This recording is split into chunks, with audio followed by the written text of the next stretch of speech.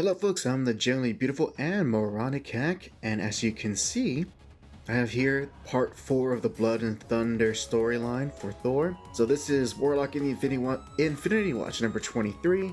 This is written by Jim Starlin, penciled by Tom Grindberg.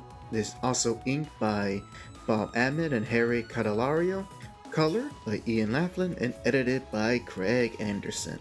Alright, so the plot of this comic is very straightforward. In fact, it's very similar to parts 1 and 2. In that, as you can see from the cover, Warlock takes you could say he steps up to the plate to go toe to toe with Thor. And I'll go straight to it. The results are just like the same with Beta Ray Bill and with the Silver Surfer, in that Warlock does not get very far in actually trying to either cure Thor from his madness or even attempt to beat him on a physical or even magical aspect. So this entire issue then is, of course, focusing on the conflict between Warlock and Thor, as Warlock wants to, as seen in the previous chapter of the story, Warlock wants to cure Thor, not because of any type of selfless reasons, but so that Thor will 0-1, and then he will be able to convince him to join his side for Warlock's own deal that he's got going on. So the immediate thing I actually want to highlight first, that if you are taking a good look at this comic, is that the thing that compared to the previous is actually a pretty good 2-page spread here of something that I have little context for when I actually read it. I'm guessing that Count Abyss right here, I'm assuming it's a Warlock villain that was going on in this storyline, is talking to some dark deity. That's all really the context I get. This is just subplot building for the Infinity Watch comic, and probably has no relation to the actual Blood and Thunder story. Anyways, the immediate thing that I actually want to draw upon is actually the art of this issue, because I sadly do not have too many favorable things to say here. The best way I can describe the art that you're looking at is that this is very much an attempt to, well, I could be incorrect at this, but it very much reminds me of Mike Mignola's style, especially during this time, with the way that he the art style that he developed for himself after he stopped working for the big two. Did he work for Marvel? I know he worked for DC, but I don't know if he actually worked for Marvel. So to correct myself, after he started working for mainstream comics, I think that's a better way, And he has his runaway success with Hellboy.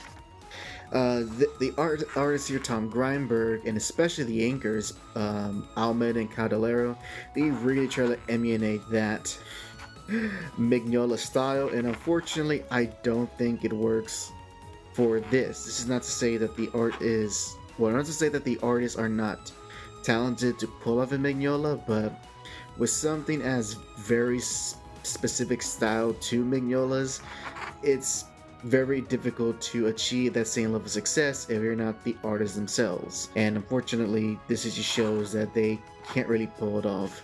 And one of the aspects that I really actually do dislike about this issue, got a lot of Kirby crackle here on this page, is just the overusage of these heavy inkings that are everywhere in the comic. Now, in some cases, this is actually a lot more subdued, and the inkings for the shadows are actually a lot more appropriate, especially on this monster's right knee, or things are in silhouette in the shadow. That's fine. But then we come to, like something like this, in which, keep in mind, they're in outer space, and in fact, for the past 3 issues, we've only been in this one random location in space, since Thor has not moved at all, because essentially one challenger keeps popping up one after the other. What is more important is that a lot of the inks just don't make sense at times, and they don't help to give weight or depth to any of these drawings. Like right here, let me give you guys a closer look. Look at a Warlock's cape. You know, to looking at it, the inking does not give the cape any type of weight or flow to it or folds. It looks like it has a bunch of black splotches all over it. And so you continue going here, it's just a lot of heavy inks.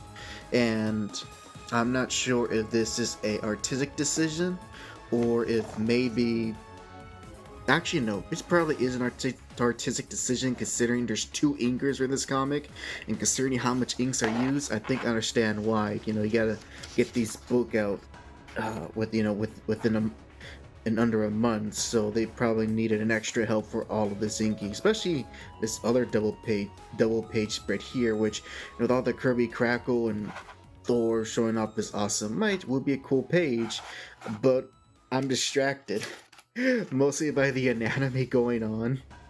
Just the torso I actually don't mind on Thor and the big tree trunk legs, but look at these weak arms and that he has no wrist. Look at that. He has no wrist. I can't tell like why is his forearm so short, and he can kind of get away with it right here on the other one within the shadow. Actually now that I get a better look at it, is he even holding Mjolnir correctly? Doesn't even look like he's holding Mjolnir correctly.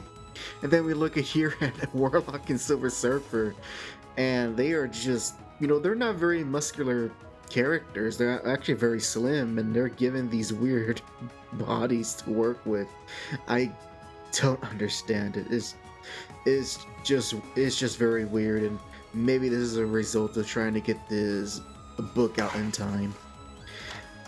Nevertheless, that's really all I have to say about it. Like I said, it's very bare bones plot wise. Just Adam Warlock takes his turn fighting Thor, and shock by shock, it didn't do much. There is some small progressions. Warlock is able to figure out that there is something or someone possessing Thor. You know, the fake Valkyrie right here, so he can see her or it or whatever it is, this illusion. But that's really it. So at least our heroes understand what's more going on with Thor. But otherwise, it's kind of more the same with issues 1 and 2, or I'm sorry, parts 1 and 2, and that just seeing these other Cosmic Marvel characters try to fight Thor and losing very badly, not even getting an upper hand. So I'm still gonna read this. Hopefully, you know, things pick up with the next chapters of the story. But yeah, story-wise and art-wise, this is the weakest one thus far, and that's, you know, that's sad because I was actually looking forward to reading more Warlock. But oh well, it is what it is. If you enjoyed this, thank you for watching, and this is Hack. Sign out.